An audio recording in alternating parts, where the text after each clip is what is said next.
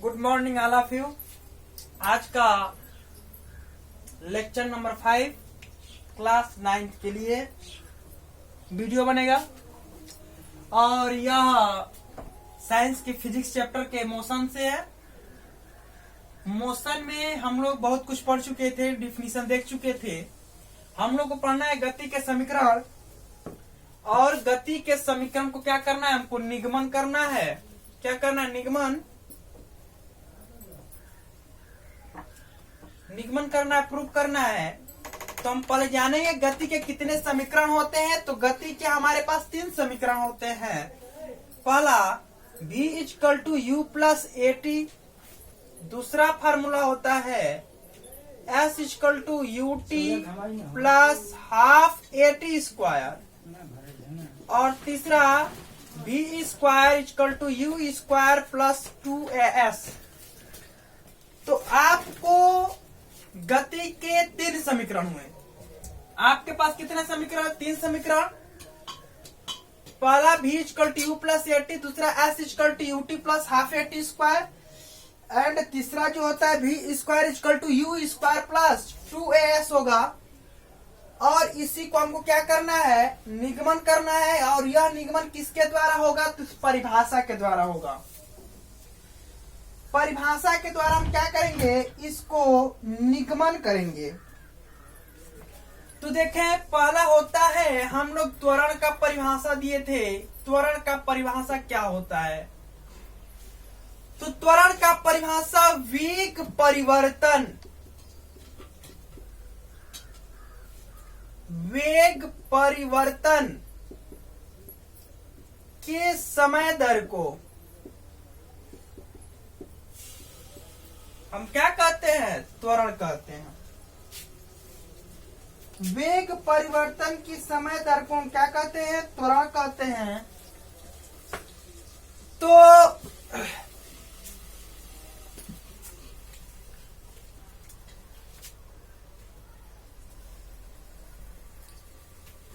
वेग में परिवर्तन कब होता है? पहला तो होगा, एक होता है आपके पास अंतिम और एक होता है प्रारंभिक। तो ये होगा आपका प्रारंभिक बिंदु, और एक होता है अंतिम बिंदु। तो जो वेग परिवर्तन होगा उस दो में होगा, या तो प्रारंभिक और अंतिम दोनों बिंदु में होगा। तो हम क्या करते हैं? अंतिम बिंदु में से प्रारंभिक बिंदु को क्या करते हैं? माइनस कर लेते हैं। तो अंतिम माइनस का क्या हो गया? प्रारंभिक बिंदु।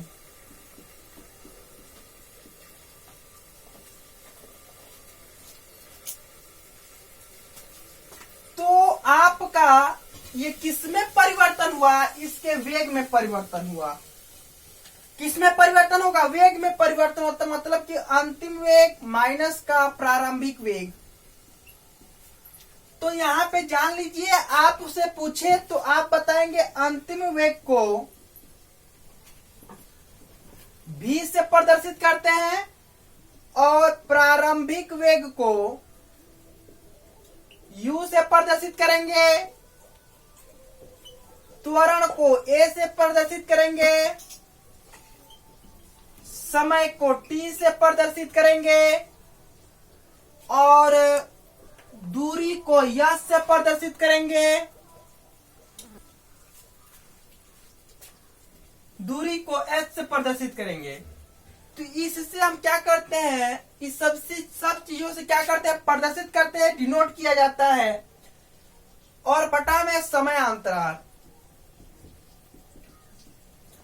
तो अंतिम वेग आपका क्या होता है? अंतिम वेग को क्या लिखते हैं? v से लिखेंगे। तो आपका हो गया v।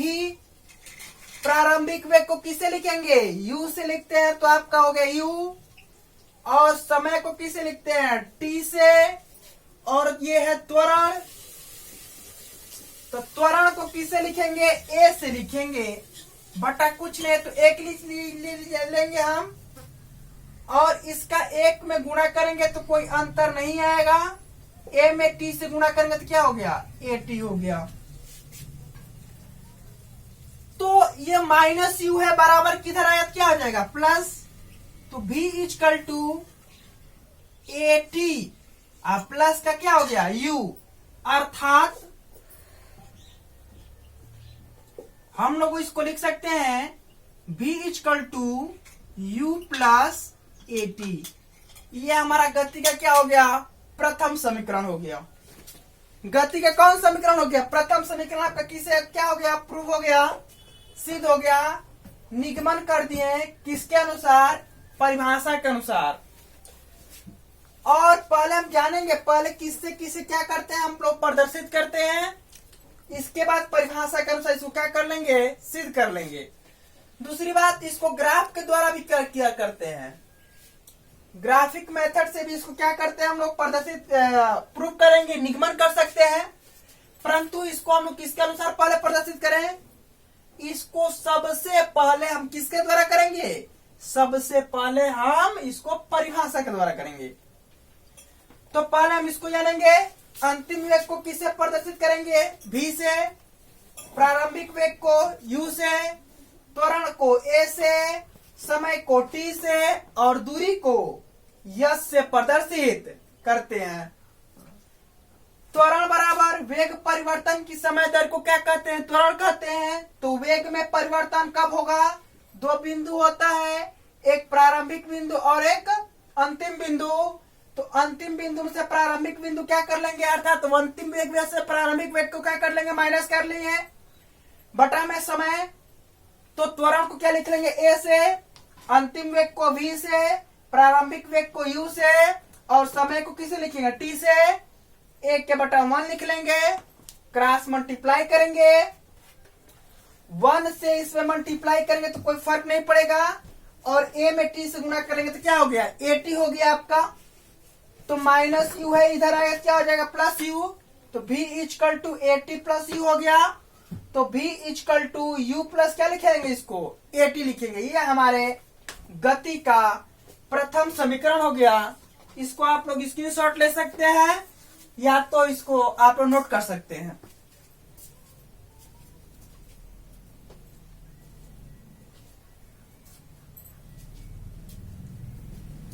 चलिए आगे देखते हैं। आगे देखेंगे गति का दूसरा समीकरण S equal to U plus half AT का स्क्वायर। ये हमारा प्रूव करना है। इसको हम क्या करेंगे, प्रूव करेंगे।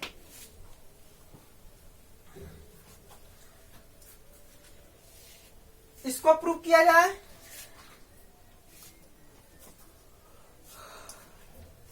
यदि दूसरा समीकरण प्रूव करना है, यदि गतिमान वस्तु कैसा हो, गतिमान हो, यदि गतिमान वस्तु का प्रारंभिक वेग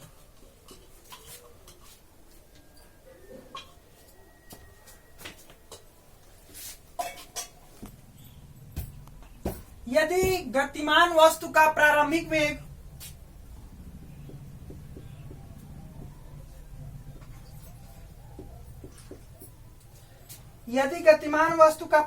वेग v तथा यदि गतिमान वस्तु का प्रारंभिक वेग v नहीं u, यदि गतिमान वस्तु का प्रारंभिक वेग u तथा एक समान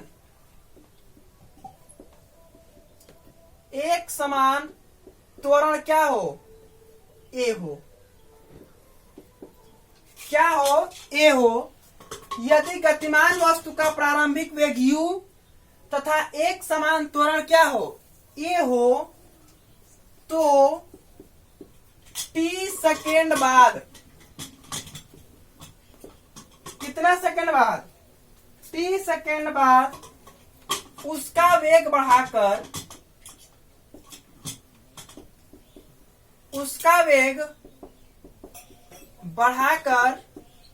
कितना कर देते हैं, v हो जाता है। कितना हो जाता है, v हो जाता है। यदि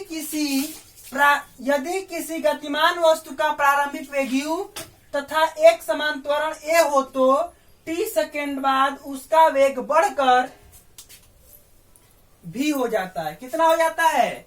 भी हो जाता है। तो एक सेकेंड बाद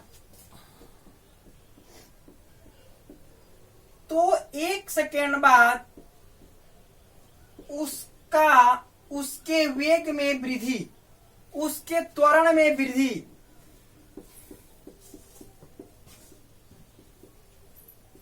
कितना हो जाता है? ए हो जाता है।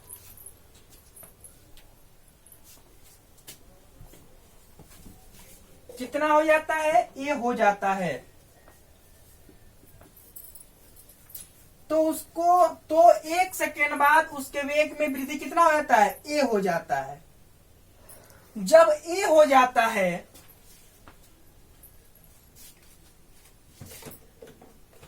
तो एक सेकेंड बाद में उसकी वृद्धि ए हो जाता है। उसके प्रारंभिक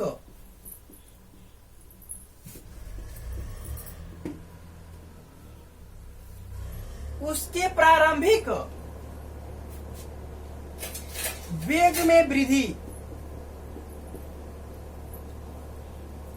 ऐसा करते हैं, इसको पहले नोट कर लीजिए आप लोग ताकि सॉल्व करने में इजी हो जाए, ताकि ज्यादा नीचे तक ना आए। इसको मिटाएंगे, इसको आप नोट कर ले। यदि किसी गतिमान वस्तु का प्रारंभिक वेग भी तथा एक समान त्वरण ए हो तो टी सेकेंड बाद उसके वेग बढ़ाकर भी हो जाता है। तो एक सेकेंड बाद उसके वेग में वृद्धि कितना हो जाता है? ए होता है। कितना होता है? ए होता है। उसके आगे हम लोग क्या करेंगे? नोट करेंगे।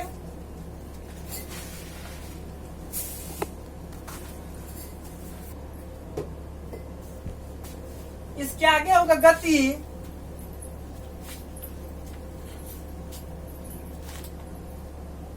गति प्रारंभ होने के एक सेकेंड बाद गति प्रारंभ होने के एक सेकेंड बाद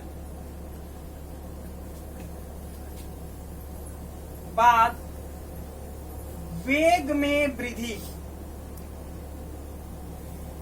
जब गति प्रारंभ होगा तो गति प्रारंभ होने के एक सेकेंड बाद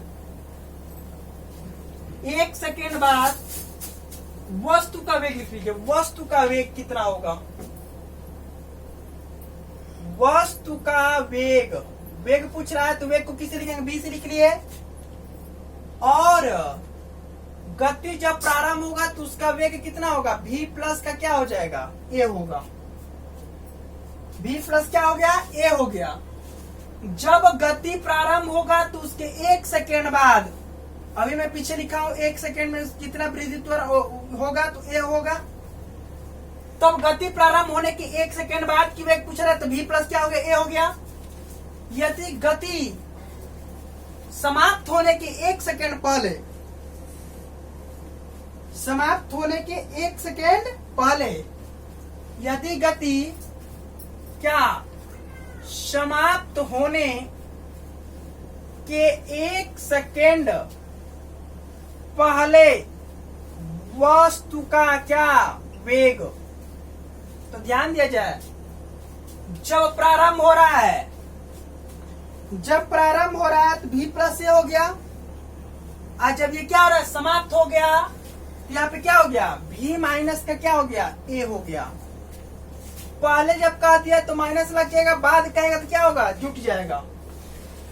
बाद कहा जाए तो जुट जाता है, और पहले करेगा तो क्या होता है? घट जाता है। तो इसमें देखा जाए, जब गति प्रारंभ होगा तो गति प्रारंभ जब होता है तो इसको प्रारंभिक को यू लिखते हैं, और जब समाप्त होगा तो क्या लिखेंगे? भी लिखेंगे। तो औसत टोटल वेग कितना होगा? औसत वेग कितना होगा? इसका औसत वेग कुल दूरी कितना चला है, कितना वेग टोटल है? तो v प्लस ए और u माइनस ए, सॉरी u प्लस ए और टोटल दूरी जोड़ देंगे v माइनस का ए, टोटल जितना है, और बटा कितना करते हैं? 2 करते हैं।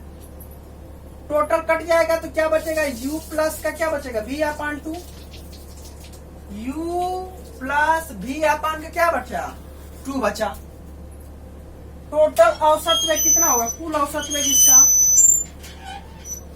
कुल औसत वेग बराबर u प्लस v अपान का कितना हो गया, 2 हो गया।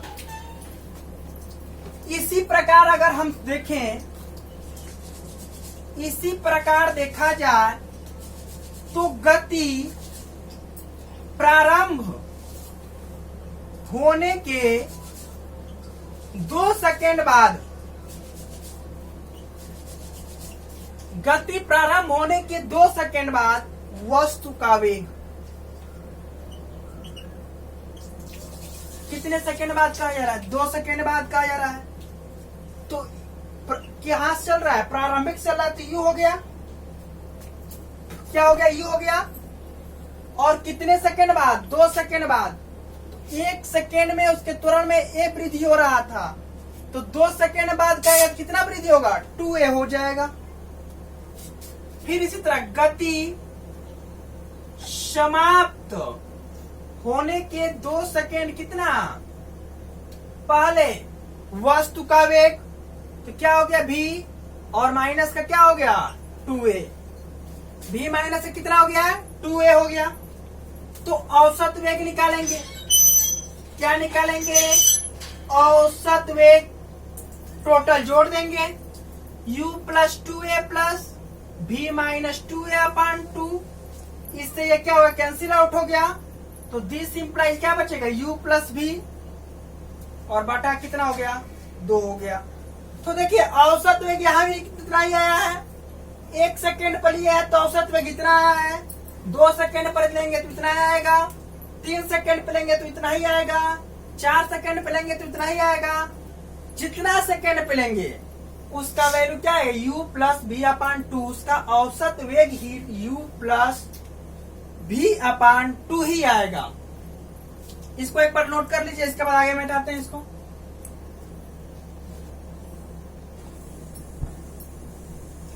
तो चलेंगे t सेकेंड में चली गई दूरी कितना, t सेकेंड में चली गई दूरी, तो t सेकेंड में चली गई दूरी कितनी होगी, दूरी को इसे लिखेंगे, s से लिखेंगे, तो s क्या होगा, u प्लस v अपान 2, कितने सेकेंड में, t सेकेंड में, t से क्या कर लेंगे, हम गुणा कर लेंगे। तो s equal to u plus v upon 2 into t, t second में चला जा रहा है, इसलिए किससे गुणा कर देंगे, t से गुणा कर देंगे। 1 सेकेंड में कह रहे हैं तो 1 से गुणा किया हमने, 2 सेकेंड में क्या 2 से गुणा किया, t सेकेंड में कहा तो डायरेक्ट किससे गुणा कर देंगे, t से गुणा कर देंगे। तो गति के प्रथम समीकरण से, गति के प्रथम किससे, समीकरण से, क्या गति का प्रथम समीकरण है, v equal to you plus at, v equal to you plus at, क्या करने पर, रखने पर, कहाँ रखेंगे, v के जगह पर रख लेंगे। तो s equal to u plus v के जगह पर क्या रखेंगे, u प्लस at, v के जगह पर क्या रखेंगे, u प्लस at, अब बटा में क्या हो गया 2, अब मल्टीप्लाई का क्या हो गया t। आगे देखिए आप लोग, t हो गया, s इक्वल टू u कितने बार, 2 बार, तो 2u हो गया, और प्लस का क्या हो गया at अपान 2 मल्टीप्लाई का क्या हो गया t हो गया। तो s इक्वल टू, इसमें t से गुणा करेंगे तो u में t से गुणा करेंगे तो 2ut प्लस, इसमें गुणा करेंगे तो t कितने बार हो गया, 2 बार हो गया, इसलिए यहाँ पे क्या हो गया स्क्वायर, at का क्या हो गया स्क्वायर, और बटा में क्या हो गया 2। अब s इक्वल टू 2ut बटा में 2, इसके बटा में 2 प्लस फिर इसके बटा में 2, at स्क्वायर बटा में 2, ये 2 से 2 कैंसिल, s इक्वल टू क्या हो गया ut प्लस, यहाँ पर कुछ नहीं तो 1 से गुणा करें कोई फर्क नहीं पड़ेगा, इसलिए इसको लिख लेते हैं 1 बटा का क्या लिख लेंगे 2 और इसको क्या लिखेंगे, AT का square. S equal to UT plus half AT का स्क्वायर। आपके गति का क्या हो गया, आपका दूसरा समीकरण भी क्या हो गया, निगमन हो गया। आप लोग इसको ध्यान से देखिएगा। गति का प्रथम समीकरण भी के जगह पर रखेंगे, रखने के बाद इसको सॉल्व करेंगे। सॉल्यूशन करने के बाद S equal to UT plus half AT का स्क्वायर आ जाएगा, जो गति के सेकेंड दूसरा नियम क्या हो गया, निगमन हो जाता है, सिद्ध हो जाता है। तो आज का वीडियो हम लोग यहीं पर रखेंगे और आगे की जो वीडियो आएगी गति का तीसरा समीकरण आएगा। और ये सारे चीजें जो मोशन हम पढ़ा रहे हैं, ये मोशन ये CBSE बोर्ड से भी आएगा।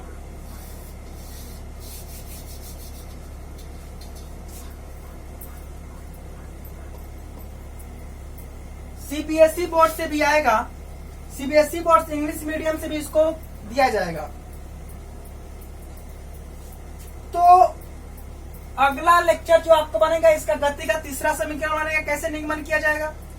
हाँ, थोड़ा मैथ का जो वीडियो बनेगा उसमें थोड़ा लेट है आपका, देर से बनेगा, क्योंकि वो लंबा वीडियो बनेगा। लंबा वीडियो बनने के कारण मैथ का वीडियो आप लोग का थोड़ा देर से आएगा और जीरो लेवल से वो भी आएगा। जिस प्रकार जीरो लेवल से इसको पढ़ाया है, उस तरह जीरो लेवल से उसको भी पढ़ाया जाएगा। और आज का क्लास यहीं पे समाप्त करते हैं। तब तक के लिए धन्यवाद।